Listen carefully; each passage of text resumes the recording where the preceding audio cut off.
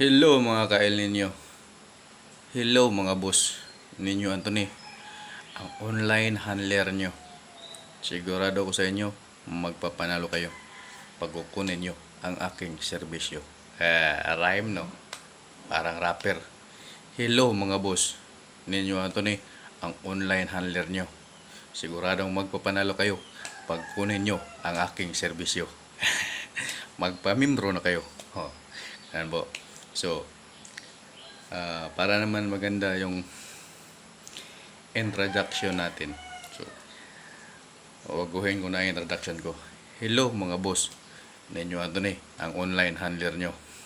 Siguradong magpapanalo kayo pag kukunin nyo ang aking serbisyo. Kaya magpamimbro na kayo. Shoutout nga pala sa mga member ko sa El Nino Conditioning System. 90% nagpapanalo.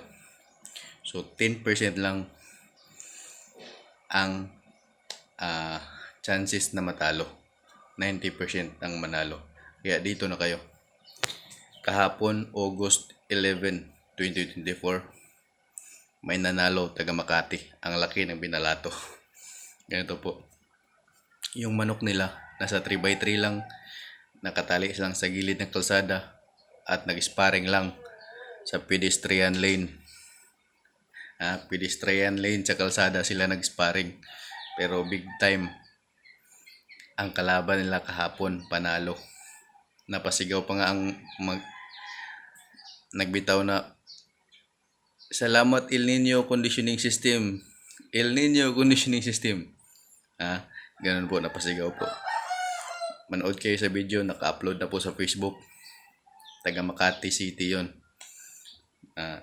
Nagpa-assist sa atin about sa conditioning. At yun, panalo kahapon, big time. Sabi pa nga, huli, huli, huli. Kita mo, big time ang tinalo. Pero, ang manok ng member ko na yun, nasa 3x3 lang at nasa kalsada. Nagbitaw sila sa pedestrian lane. Ganon po ka-epektibo ang El Nino Conditioning System. Kahit anong manok, kahit anong bloodline, kahit anong pwesto, mapapagalaw sa El Nino Conditioning System. Ang kailangan na po, magpamimbro kayo. I-assist ko kayo, tuturuan ko kayo ng mga triggering, mga stimulus para mapalabas ang pinakamagaling na palo ng manok nyo. Dahil sa El Nino Conditioning System, lamang ka sa panalo. So ngayon, ang pag-usapan naman natin is about pagpapalusog ng manok. So, para malusog ang manok nyo, di po pag gumaling na sila sa sakit, so, bibigyan nyo naman ng para maging malusog sila. So may mga good bacteria at bad bacteria. So gumamit kayo nito. Yakult. This is a good bacteria, probiotics. So wag na kayo mag-eksperimento na gumagawa pa kayo ng probiotics na sarili nyo. Di nyo alam kasi di naman kayo chemist. Di naman kayo bacteriologist. Kaya ito, maganda sa tao, maganda rin sa manok. Kaya ito na po gamitin nyo. Ihalo nyo lang sa tubig, painom, or sa patuka. Ito po. Isang araw, pwede na yun kung pwede nga hati-hatiin nyo. Kasi billion o bakterya ang laman ito. Ilang billion ba to? 12 billion bakterya. Calories, fat, cholesterol, sodium.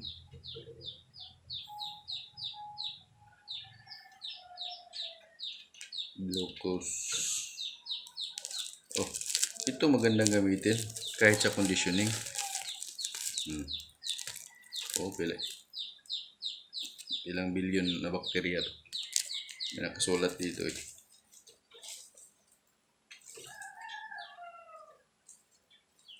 Basahin natin. Ilang billion na bakterya. With 8 billion bakterya. 8 billions bakterya. 8 billion bakterya ang laman nito. So isa lang manok natin. Kaya kailangan po to ng manok. Pagkatapos nyo mag-bacterial flushing, pagkatapos gumaling sa pagkagamot nyo sa antibiotic, magbigay kayo nito. Kahit konti lang. Kasi billion o bacteria ang naman ito. Ito kasi, nagpupunta to sa microvilli. So, ano ba yung microvilli? Yan yung mga parang walis na sa bituka ng manok. Maliliit na walis. Yung maliliit na parang walis sa bacteria, yun na nag-absorb ng mga nutrients. So, doon, ito mga good bacteria, ito yung humaharang sa mga bad bacteria. Kaya, mas kailangan to para healthy ang manok nyo. Healthy ang manok nyo. Kung mayroong makapasok na bad bacteria, sila na ang natural na haharang sa mga bad bacteria para hindi papasok sa katawan manok. Ito po. So, pwede nyo ihalo sa tubig, pwede nyo ihalo sa patuka. Wala pong specific na dami. Kasi 8 billion bacteria ang laman nito. So, pag magagamit ka nito, siguradong marami. Kahit million lang ang mainom ng million bacteria lang mainom ng manok nyo. Huwag lang yung chlorinated na tubig ang gamitin nyo. Kasi patay ang bacteria. Patay ang good bacteria nito. Kaya yung tubig na yung galing sa deep well, yun. Wala yung chlorine basta galing sa deep well. Kung dumaan na sa processing, may chlorine na yun. Kaya diretso na lang sa patuka. Huwag nyo nang ilagay sa tubig. Kasi kung chlorinated ang tubig nyo, huwag nyo na to ilagay sa tubig kasi mamamatay ito. Mamamatay ang mga good bacteria nito. Idiretso na lang sa patuka. Kundi, idiretso nyo pa inom ito, dropper nyo ba? Dropper. Kundi, ipainom nyo sa manok. Kaso lang, para sigurado na nainom talaga, i-dropper nyo. Or, yung 1 cc na syringe, tanggalan nyo ng karayom, isupak nyo sa bibig. Direct nyo.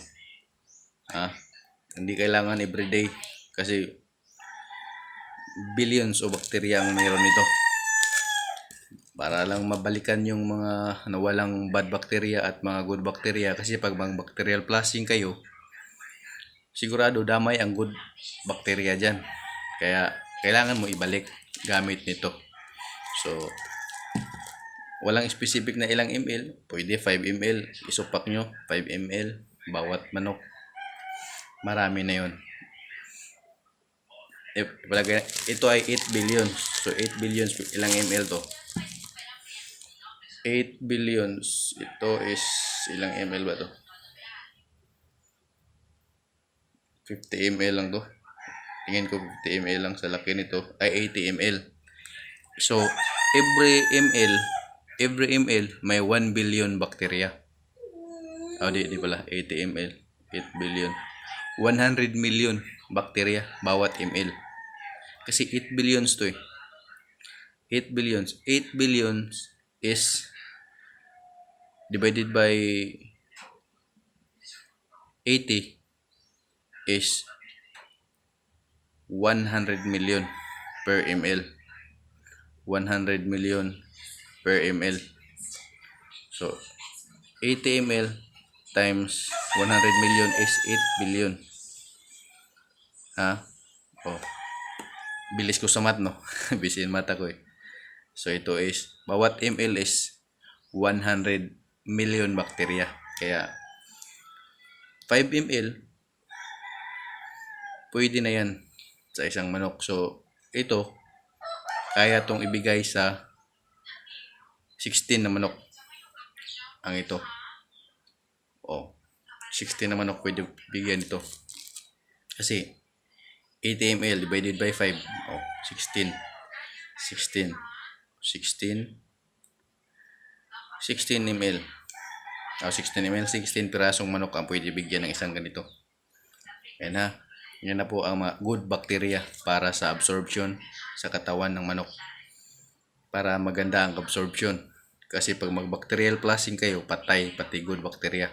Kaya ibalik nyo gamit ang Yakult. Wag na kayong kung hindi naman kayo microbiologist, wag nyo na pong mag-attempt gumawa ng molasses na gawa-gawa lang. Baka bad bacteria ang ma-produce nyo, masakit pa manok nyo. Ha? Ganun po, ito po ang gamit na Yakult for good bacteria and good absorption ng mga pinapakain natin sa manok. Ito po, maganda po to.